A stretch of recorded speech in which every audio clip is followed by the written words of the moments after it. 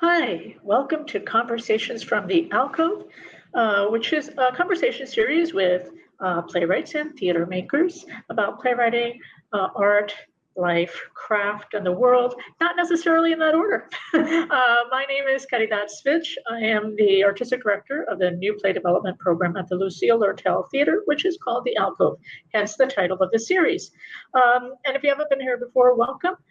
Check out other conversations in this series with many wonderful people. And who knows, it might inspire you in your own theater making and art making. So one thing I'll say is I start with an audio description. So I am a fair-skinned person with brown, auburnish, goldish hair at the moment. It's piled up on my hair. I have bangs. They're very fluffy today. And they're sitting on my forehead. I'm wearing kind of sort of cat eye glasses, sort of kind of perched on the tip of my nose. I have red lipstick on. My eyes are brown. I'm wearing a very colorful shirt. It's full of flowers, black background with primarily pink, yellow, and blue flowers on it, small ones, very small ones, sort of all over this black background. Behind me is a white background, and then the outline of a lamp in the corner, which is not turned on at this moment. And today's guest is the wonderful Roger Q. Mason. I'm going to do a very, very brief bio of Roger. Playwright, screenwriter whose work investigates the intersection of history, memory, and identity. Many works to their name. They're also a performer. I should mention that. It's very important. Since they perform a lot of their own work. Their plays include The White Dress, Lavender Men, The DUAT, and more. We'll get into all of it soon. Some impressive things to mention. They have an MFA in writing from Northwestern University, MA in English from Middlebury, and a BA in English and theater from Princeton. So we might get into some of that because training and more training is something that comes up a lot on this conversation series. And I should say that I'm beaming in from the land of stolen people. we have stolen this land for many people, and I think that's true for most of the United States. So yes, I will mention that. Hi, Roger, and welcome. Hello, Caridad. How are you today? I am well. How are you? Honey, you already know. I already know so many things. It's another day in the battlefield for paradise, child. It is indeed. We have lived to tell the tale and fight another day for the liberation of the people. That is all I can say about it. I will do the same description that you just did. My name is Roger Q. Mason. My pronouns are they, them, theirs. I am in a WeWork office. So for those that are familiar with those, there's sort of a soundproof gray background and a whiteboard behind me and the halo of the light above. I am wearing a black t-shirt and my green glasses that have a tint of sort of like a lead green tint in them. I have short brown hair. I am not wearing one of my signature hats, and my face is not beat with makeup. So you are getting Miss Mason in the raw, all the truth, all the time today. And more often than not, honestly, I'm at the point in my journey where when you put on the drag, whatever that is for you, because, RuPaul said it, we're all born naked and the rest is drag. That's work. And so I choose to be sparing in when I do all of that. And when I'm having an honest conversation like this, I'm just going to show up in my t-shirt and talk to you because that's what it is. Super cool, super cool. Thanks so much. For those that know the series, I always start with the same question, which revolves around the climate crisis. And mainly, how is the crisis affecting your art making, your thinking about it, the actual making of it on a material level, structurally, how you're thinking about it in terms of form, how it's affecting your writing, and your interaction with, buildings. Build theater buildings and your work processes and so forth. So it's a big question, full of many parts. I hope to hear what you have to say. Oh my God. Okay. So first of all, I'm from Santa Monica. which is on the West Coast, and it's a beach town just west of Los Angeles proper, and it's hot.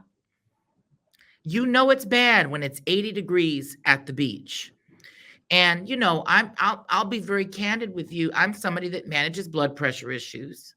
And this heat I'm getting dizzy at times, that the swelling is happening. And so I'm feeling firsthand the physical effects of climate change on my actual body. I'm having to slow down. I'm having to really be intentional about hydration.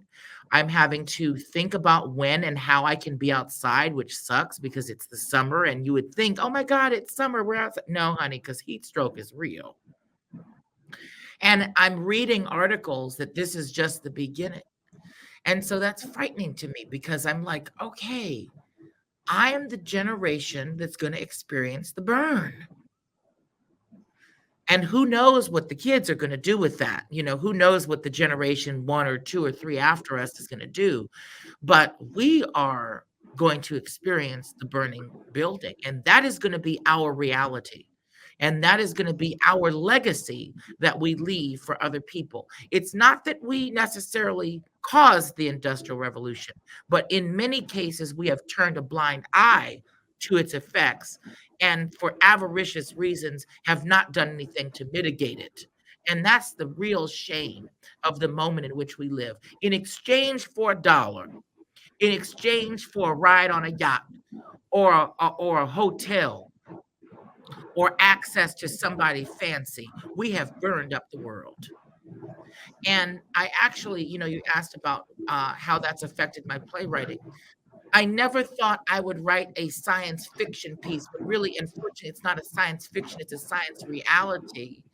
I have a new play called California Story that is about the effects of Western expansion and gentrification, but it takes a very meta-theatrical turn in the sense that it starts in 2050 when the world is underwater and we have destroyed everything. And it imagines, as a riff on Susan Lloyd Parks' Death of the Last Black Man, it imagines the death of the last white man, that here he is, ironically, has built this empire that he now cannot enjoy. And he lives on a tree, hanging on to the bark of the tree. Every night at low tide, he gets a little rest, and every morning he has to climb up to the top of that tree. And he's surrounded by Black and brown folks who are plotting to shoot his behind to the moon. And in order to rebalance the earth, and the piece wafts between that narrative and the story of Pio Pico, who was the last Mexican governor of California, and the one of the sort of pioneer citizens during the Western expansion era.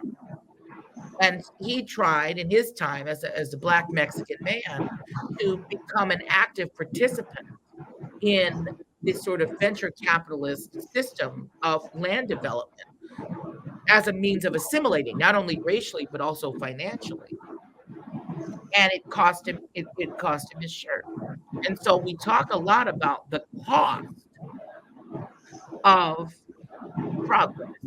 What does it cost you in material, spiritualist, and personal ways to, quote, make it in capitalism? It costs you everything. Yeah, I know. Does it, this one of the parts of my question also had to do with the materiality of theater, literally the objects you use, the building materials that you work with or not, how you walk into a theater space, especially if it's indoors, in relationship to this. It's funny you mentioned that, because so that play is part of a trilogy. And the third piece, which is called Juana Maria, I have decided I'm going to do it on the beach. And we're just going to do it as a solo show, and it's going to be a one-day ritual on the beach. This is the story of Juana Maria, who is the last Tongva woman on the Channel Islands, who was brought over to the mainland to be studied anthropologically. I equate her in a way to the sort of West Coast Venus Hottentot. And so I said, we have to return her to the sea. And so what I'm thinking about is ending that trilogy with one last piece, which is a spiritual ritual that occurs on the beach, and then it ends with a rebaptism in the water. And audience and an actor each can participate in whatever ways are comfortable or accessible to them for that ritual. But I'm really thinking about the primordial elements that we have around us: earth, wind, fire, water. These are the materials. These are the materials we always had. These are the materials that we're trying to imitate in many ways through our institutions and our buildings. These are the things these are our ways of telling story homerically, that to an extent we have lost our way and forgotten in many ways. So my work, especially now, especially in the time of climate change, is extremely primordial. It's returning us to our most humanistic and basic of desires and needs. And from that place, telling the story of truth that is our existence. Cool. Yes. Agreed. Oh, that sounds like amazing. And is this the piece? I'm going to drop a name for a second. Yeah. Is this the project that you're working on with Michael Alvarez by chance? Yes, those are the two pieces that Michael is directing both California Story and Juana Maria. And Michael, like me, understands the epic potential of theater. I remember when I went to I do these retreats from time to time in Central Coast, California, with Michael. Michael's from up there in Monterey. And Michael took me to this cliffside beach called Bonnie Dunes, not far from Santa Cruz. And he looked out onto this, it could have been 100 yards down. It's at least a 10-story building down. And you look down at this drop cliff straight to the ocean. And the water is so tumultuous at that point. It looks like North Sea almost it's sort of in Europe. It rushes up so far that the mist almost hits you in the mouth. It's 10 stories up. And he said, look out there. That is theater. Yeah. Yeah. That ocean is theater. Yeah. And he said, I come here all the time when I need to be reminded of why I do what I do. It's because of this place. And that was the day that I really understood Michael Alvarez is the real deal, through and through. Yeah, Michael's amazing, and I'm just starting to get to know them, and I was also I just want to say that collaborations with writers and directors are so important to our processes, and there are people that work with the same director all the time. There are people that work with a variety of people, and it's all good. I think that, but I think often what's not talked about in our field is how longstanding or even evolving long collaborations affect your playwriting. Like right. That actually that the conversations that you're having with your director, if you worked on more than one project with them, become also embedded in how and what you end up making. And so I just wanted to tease that out a little bit, maybe right. Through a discussion about process and where your plays come from, but also how they're informed by different collaborators that you've worked with. Well, first of all, I want to say that I am one of the most pro dramaturg writers you'll ever meet. And I talk about it all the time in speeches where they ask, what is a dramaturg? I make sure that people understand, for me, and this is not everyone's relationship, I consider my dramaturgs to be creative partners and allies of the work. They really they really sort of are on the journey with me from conception to production.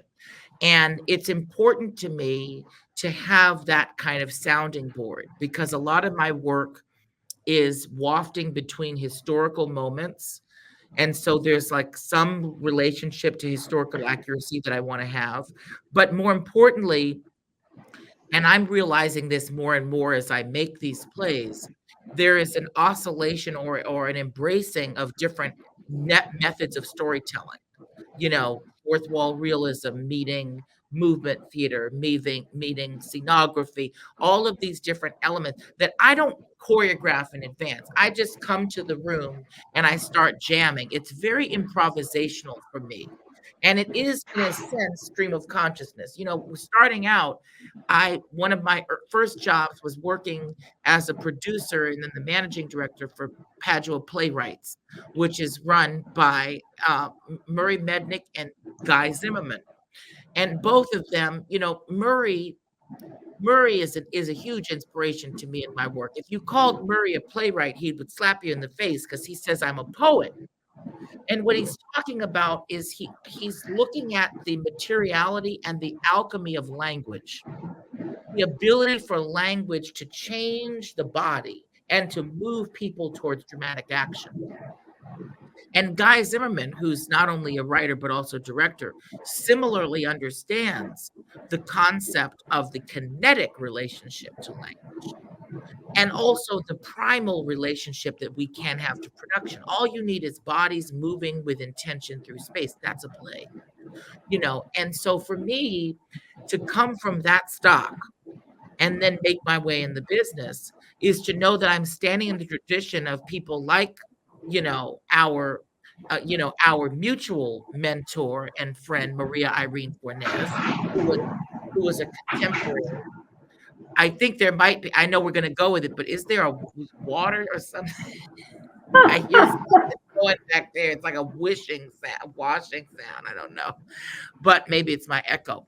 But to know that I'm living in the tradition of Maria Fornes, to know that I'm living with Sam Shepard, to know that I'm living with work like yours. I mean, the way I encountered you at first was Luis Alfaro was saying, look to Caridad Svich as a model for how to do work that pushes the boundaries and the limits of what we do while still staying resolute in your inner constitution. You know, and sometimes having to exercise what you call civic patience. I had a recent article in the American Theater Magazine about my work. And when I talk about civic patience, I was talking about you. And I was talking about Luis, and I was talking about Luis telling me, look to Caridad as a model for how to survive the storm of this business and remain on this course. But to go back to what you were saying about, collaborators, when you find a director that understands how to edit, I think a great director is also a great editor. Because sometimes your play is in one place and then you just reorder things to an extent and or reimagine a relationship to one thing, clear the weeds out from it. And sometimes the tiniest adjustment all of a sudden makes a huge difference. And you can't, as the writer, always see the forest for the trees. And you need somebody too. And Michael is like this, and also, Lovell Holder's like this, and Taby McGar is like this, what we call the futurists, people that look to you and your draft now, and they see the draft that's 5 years away. And they work with you with great vision and patience and generosity to build towards that moment. Many times you're fighting against yourself, and your own self-doubt and your own, indiscretion around what in the hell, am I going to do? And I don't know. And I'm afraid of who I will be, And so to me, I like to work in very close proximity, sometimes literally. There's a story when we were doing the DUAT in Philadelphia, Taby baby, Bowen, beautiful Bowen, baby Bowen. And so I'm sitting there in Philadelphia at Taby's house. Bowen's in one hand, Taby's husband Tyler's in another hand. Taby's typing, I'm orating, and we're building. And then at a certain point, baby needs to work. So Taby says, Tyler, take this baby off my hand because I need both hands to type because Miss Mason's going to be preaching. We'll never remember it again. And I'm like, you got that right. Come on, Bowen. Come on, man. And it's like that moment. But I think of plays as jazz ensembles. And everybody's playing an instrument. Sometimes we're multi-instrumentalists. And we know what tune we're playing. We know the general melody. We know what key we know what our progressions can be. And we just get in the room. And then we feel spirit. And so, Sharon Bridgeforth and Daniel Alexander Jones are big proponents of the jazz, the theater of jazz and jazz theater. And I'm very interested in promoting the idea of jazz playwriting. How can we embrace the musicality of music, of jazz music, and the improvisational nature of jazz music and the community building of jazz music, and use that as a method of making work? Now, I'm still working out that theory and how to apply it. That's perhaps my next phase as a professor and whatnot. But I know that the sentiment behind it and the feeling and the practice of it is what has helped me become a stronger writer. How did you get into playwriting? It's not a common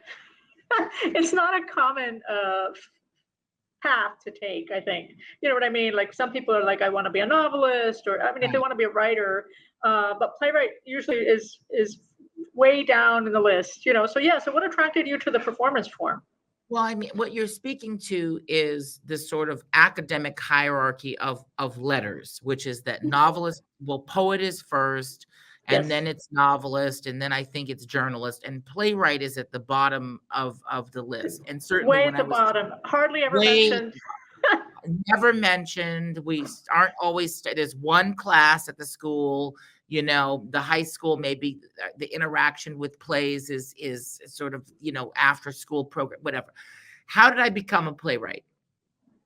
Well, as a high schooler, I lived two lives. One was as the literary manager of our journal, our magazine, our literature magazine, and a budding sort of poet to an extent. And then another life as a musical theater kid that would audition and get into the shows. And my dad at the time had two fears. One was perhaps more innocuous than the other. One, his official reason was he was concerned that I would be overextended because I was doing too many things. His other reason, which was, said under more candid circumstances, is that he was concerned that being in the theater would turn me into what he called at the time a sissy-ass artist. So there was a great anxiety about the transferal through osmosis of queerness that the theater is known to propagate. I don't know nothing about birthing no babies, child. So I wouldn't know what that is. But the point of the matter is that in order to build a life that was authentic to me and yet still met some approval of the family, I started going into directing and producing. So in high school, they had created a class for me because I had flunked out of math several times and I needed the credits. So they created a class for me where I essentially learned how to produce theater. And so at 15 years old, I was learning how to talk to alumni, get guest speakers from the community because it was LA, so there were a lot of celebrities that we were doing, build town and gown relations. And that was essentially my first entree into the American theater was at about 15, 16 years old. And then I did an apprenticeship at the Fountain Theater in Los Angeles under Ben Bradley, who was a director of audience development at the Fountain. And the Fountain Theater, of course, amongst other things, is known for producing some of the world premieres of Athol Fugard. And so that sort of was how I got involved with theater in general. When I got to undergrad, the writing bug still had me, and I also loved working in the theater. Now, I had been going to theater my whole life at the Mark Taper Forum and Amundsen, and Kirk Douglas Theater in LA came later, but I was going to those other two. And so I started thinking, well, I could combine all these interests. And the nexus point was writing. And that's sort of how I got started. Was I took my first official playwriting class, I think I was 19 years old, from Robert Sandberg at Princeton. And then I took another class from Lynn Nottage, who was teaching at Princeton at that time. And with those two classes, I sort of started on my journey to writing, and the rest, quite. Yeah. The path started there. The path started there. Started there. Yeah. Does so this is, I didn't know about the music. You were a music theater kid. Yes. Yeah, it's great. Because I say it with love, which is, I think I keep saying it, that if it weren't for music theater in this country, there would be no theater. In a sense that Right. the fan base, the people that are sustaining it with great passion are the geeky, I love theater, I love musicals, kids, more than, they're ardent.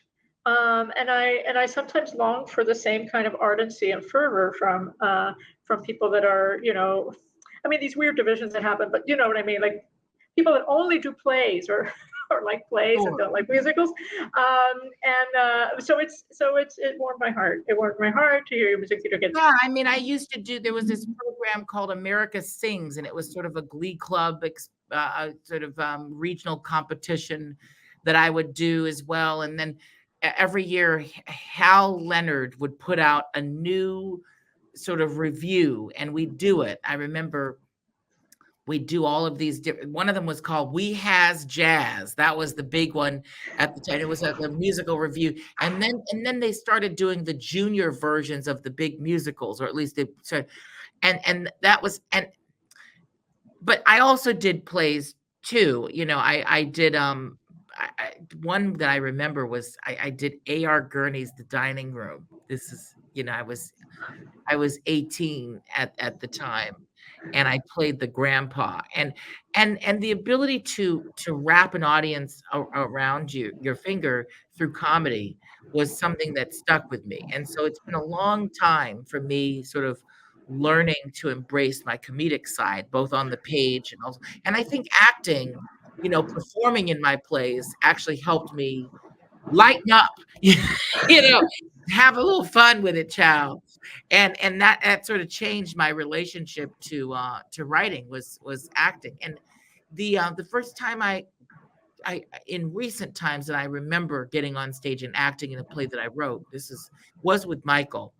And it was an early version of my piece, The Pride of Lions. At that time, it was called Pleasure Men. And we did it at the Flea Theater with a company called Hook and Eye Performance Group, or Hook and Eye Theater.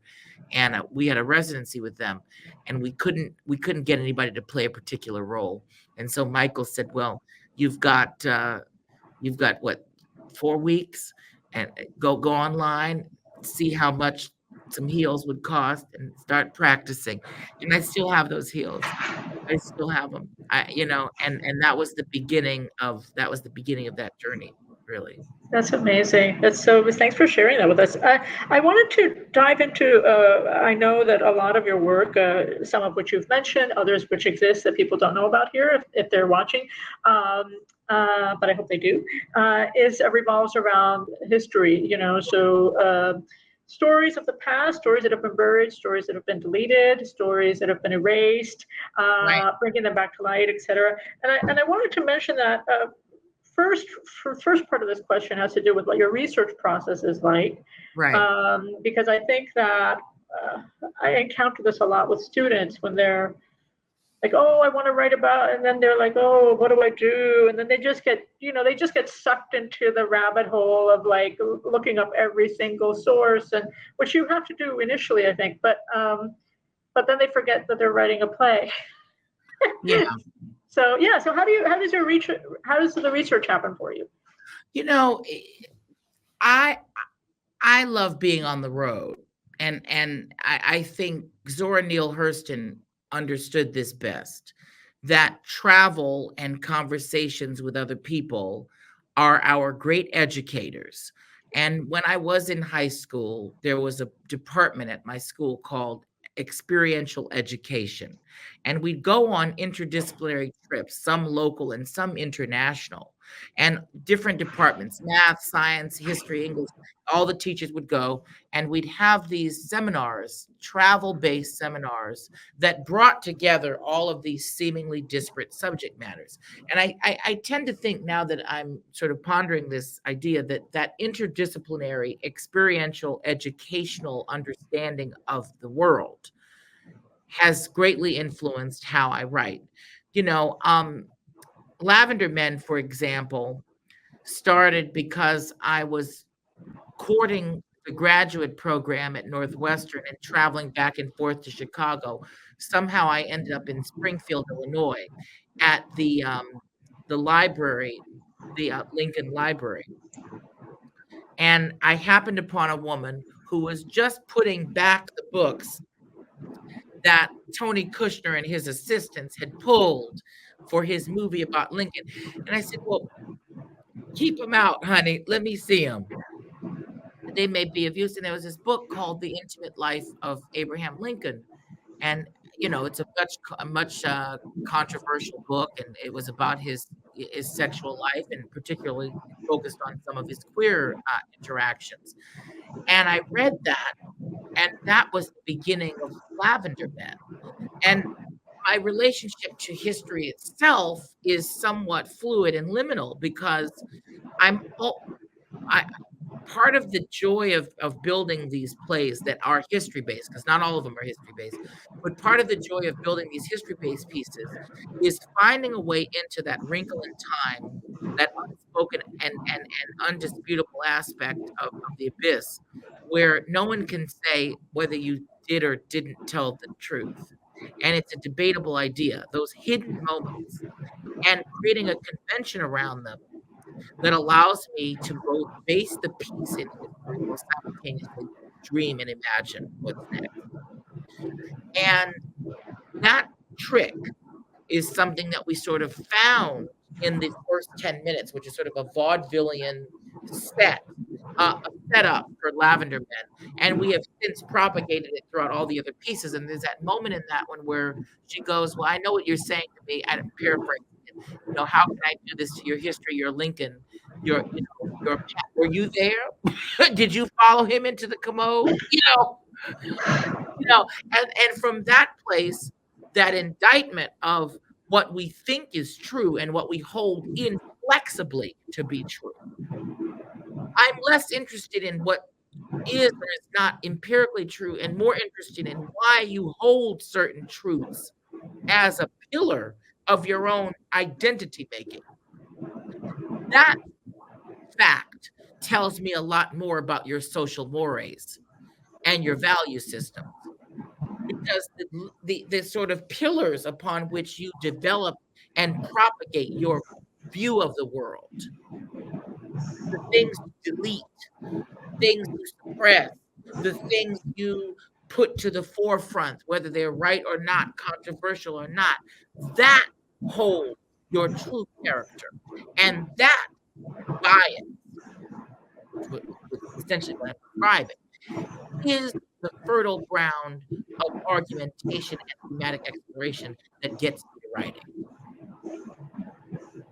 And so for me, it's less about hearing about a play-by-play of, oh, on 1956, this happened, and then, and then March, this happened, April. It's less about that and more about just what. And the other thing that I know is that audiences crave a certain amount of affirmation that we know that they were there. So what are those markers, both populist and not, insider and widely known, which let people know that you're coming to a place that honors their experience of history? DUAT, and everybody was so excited that they said, how old are you? It was as if you were in my living room with me and my grandmother debating whether to march or not. And I don't know how you, and I said, well, first of all, you've got to understand something. My grandmother was born in 1910 and her sister was born in 1892. So I was in that house too. But second of all, I have curated the element of that conversation and the world around that conversation, what was going on in the street, that will give you the feeling and the illusion that we are telling a story from within that era, but also one that looks at it from here. And so it's that constant oscillation between inside of the fishbowl and 100 yards above it, that affects how you tell story too. That affects the way that you build story, in terms of structure and form. And I can't tell you because there's no singular formula for me. But I do know this. Each piece I think about, what is the ritual of this play? And then I find organically how that ritual weaves its way through the work. And then, I credit our friends like Jackie Sibley's Drury, who does such wonderful work in terms of exploding a form or belying and then bewildering and reimagining an audience's expectation. What can you do at the end to sort of say, oh, but there's another thing? And sometimes it's small and sometimes it's monumental.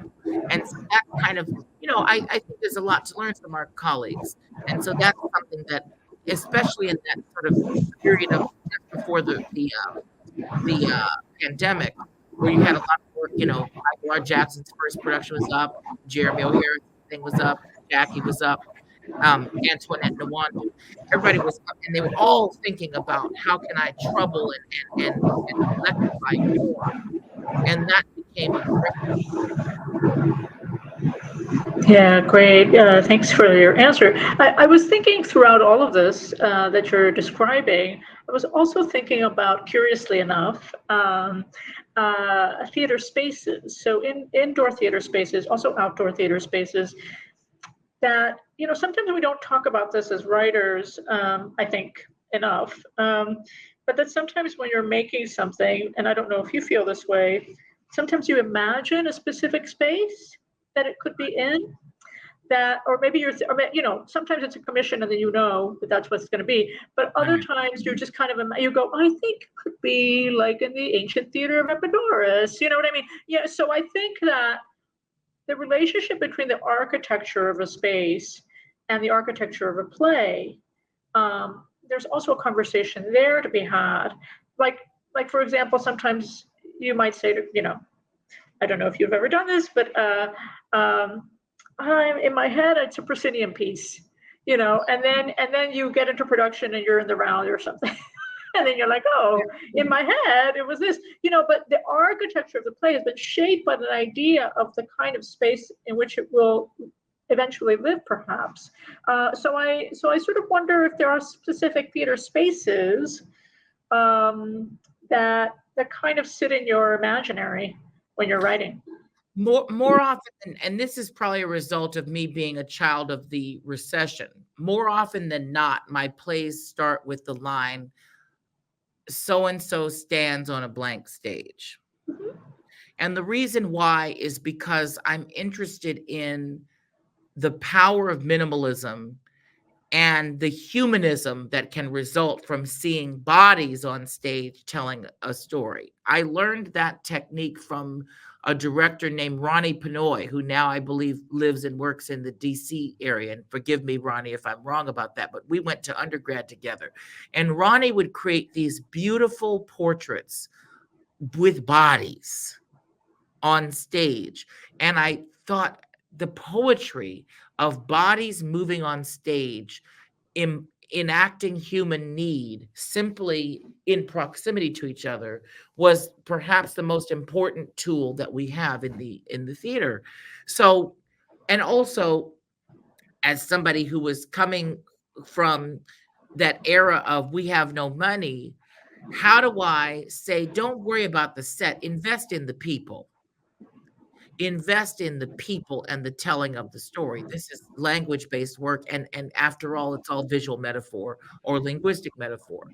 And so more often than not, I'm interested in what that is. And I think, Taby McGar's really monolithic production of the DUAT, which is just literally in a liminal space on the backside of the stage with one light playing God, Osiris, speaks to exactly the type of theater at my heart and soul that I write, which is it's Cro-Magnon, I human on the stage, traversing it to attain certain needs.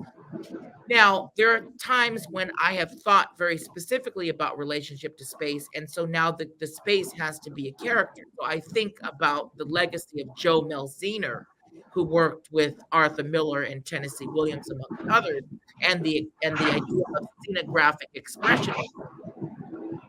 How if you're going to have a space, it has to be a character that moves and reflects the evolution of the characters within it. So a play of mine like Waiting for Wait, which is a piece about a family that is about to break apart because they have a erosive transactional relationship with one another that has spanned 3 generations, and now one person has to leave so that the others can make it. That piece has a 3-layered set, and I know that I'm talking about realism and the kitchen sink drama, but I'm also developing that genre. And I'm also building new space within that drama for Black and brown stories. I'm saying, look, I too, as a plus size Black Filipino person, I have a long day's journey into night too. And so what the first thing we do in that piece is we throw the kitchen sink from the kitchen to the basement. The sink falls down. That's the opening sequence of the play. So I'm letting you know we are in the post-kitchen sink era, and that scenography is the visual cue and the virtue signal for you to understand through poetics that this is a piece that's engaging with that particular genre while still exploding it at the same time. And so when I have sets in my plays, I think about ways of really rigorously using that set as a thematic asset to me. And that, I think, is the relationship. It's all or nothing. In other words, all or nothing. That's what I'm saying. Yeah. I wanna tease out 2 things in your response. So the first one is, did you see the revival of Curse of the Starving Class that was at the Signature Theater not long ago, maybe 5 or 7 years ago? I don't think I was there for that one, unfortunately, but I did hear about that production and looked at a lot of those production stills as sort of a guiding light for my work. Yeah, because it starts with literally the kitchen sink falling on the first scene. It was a kind of extraordinary moment, and startling, to tell you the truth. That and here we are back at Sam Shepard, always Sam. Back to Maria, and which gets us back to Murray, which gets here we've come full circle. We have come full circle. Yeah. They're important people, and I think they're foundational in many ways to thinking about U.S. playwriting.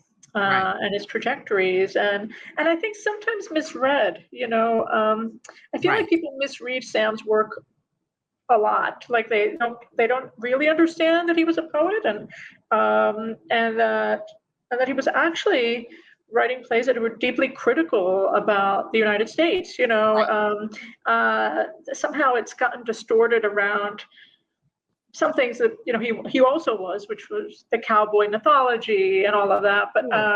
But he used that to kind of talk about things. The other thing I wanted to tease out in your response, and maybe and if it doesn't strike your fancy, we can not address it.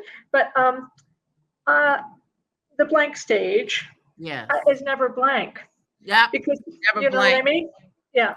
Because the history of that space is always with you, whenever you walk onto it. So even if there's literally nothing on the stage, you're still in relationship to whatever's been there before, and also like who's been welcome in that space before and not, all those things. So I wonder how to reconcile the non-blankness of the blank stage. Well, first of all, minimalism is expensive. So, and I'm talking from knowing what it took to get the DUAT to happen. Minimalism is expensive because now you start getting into the architecture of light and sound and bodies. And now all of a sudden they become your architecture. And anytime you start bringing the unions and the computer man in, it's over. Your budget is over. So, I know what happens when I say a blank stage. It's like, ooh, all right. The producer's going to say, Miss Mace, I already know. But the other thing, the point that you're making is when we look at a stage and actually, and I'm gonna quote this wonderful human, Gary Grossman, who produced the premiere of Lavender Men, opening night. He's a very emotional guy, and I'm getting emotional thinking about this. We said, "Oh, we're going to drink," and he said, "That's nice." He said, "I'm gonna stay here. I gotta thank everybody that helped me get here." And he said, I don't do this all the time, but when a show like this hits me, I sit here and I thank all of the ghosts that have built this room. And I thank them for getting me to this place and helping me move this thing forward. And he sat there and I watched him. Everybody left. And he just sat in that theater. I don't know how long he was there. Took me about 20 minutes to get my heels off, and he was still there. And he just stayed in that theater.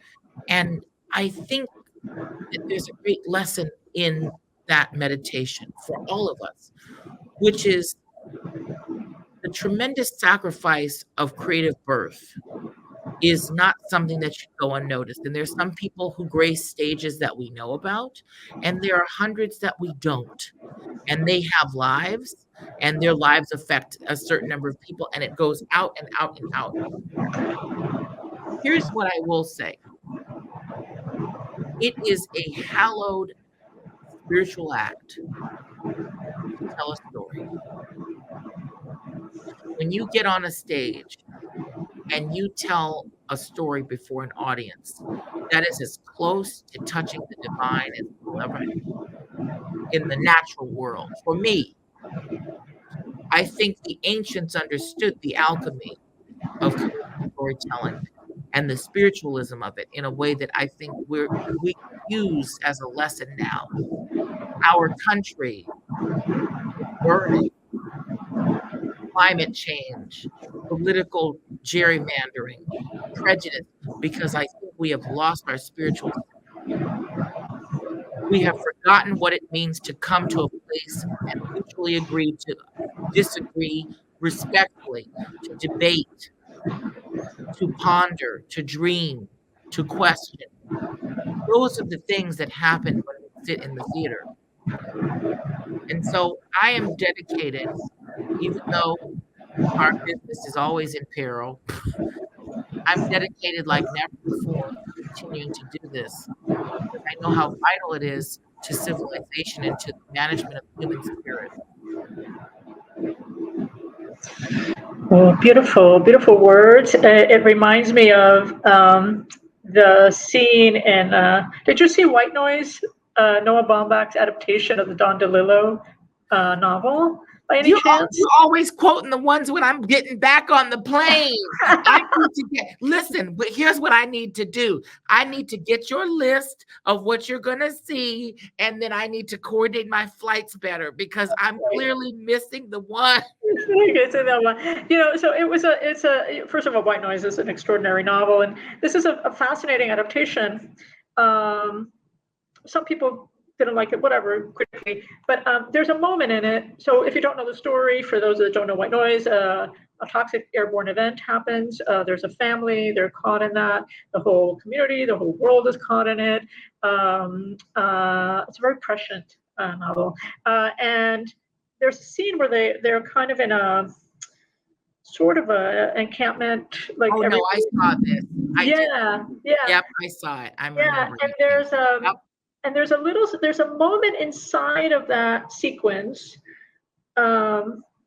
where there are these actors putting on a puppet show, like a little, you know, with little puppets. And I was like, there it is. That's what we do. And they're actually, what's cool about that sequence, it's a very small one in the film, but the actors in the puppet show are telling the story of actually what's happening at that moment. We are here in the encampment. And what are you doing, my friend? I am doing this, right? And I was like, yes. That is what we do, right? That's that primal story. That's what we're talking about. That primal story that we tell ourselves. I can't remember where I wrote this recently, but I said, we are dedicated to gathering people to learn how day turned into night. That's it. Yeah. That's what we're doing. Yeah, totally. Yay. It's so lovely to chat with you, Roger. We're at the hour, so I think that this is also a beautiful place to kind of wrap. For those of you that have followed the series, you know what I usually do is I wave and say so long, but I stay offline with our guests a little bit after hitting the end of recording to kind of do some offline farewells. If you don't know Roger Q. Mason's work, please check it out, look for it, seek it out. Get your hands on it if you can, and look for it at spaces near you or films near you. And more to come, as they say. If you're following the series, check out the back catalog, check out the stuff to come. And thanks for watching Conversations from the Alcove. So long. Thank you.